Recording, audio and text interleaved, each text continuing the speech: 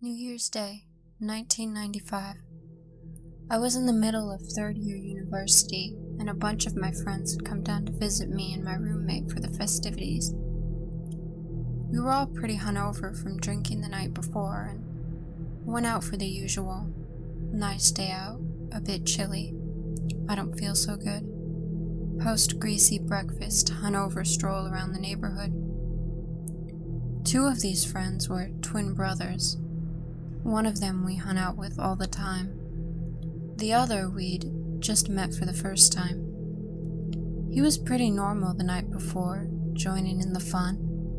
But on this day, we were all hanging around a local basketball court, shooting hoops with an old basketball we'd found in the grass. And this twin brother kept following me around all over the place, with the creepiest grin I'd ever seen in my life, staring right into the nether regions of my soul the whole time. I'd back away and join the group again, and he'd come following me around.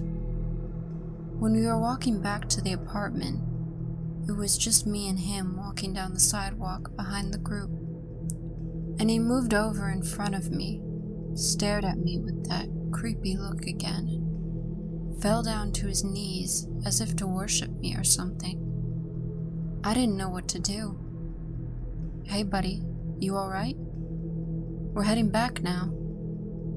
And so on. He wouldn't say anything.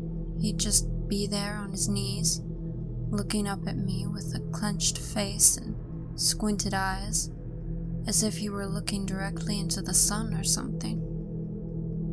Later that day, my roomie said he was tripping balls, so I thought nothing of it and moved on with my life. A few weeks later, we got a phone call from the twin brother we usually hung out with, and it turned out that this other twin brother went over to his aunt's place with a knife and stabbed her 14 times. She didn't die, but still pretty bad.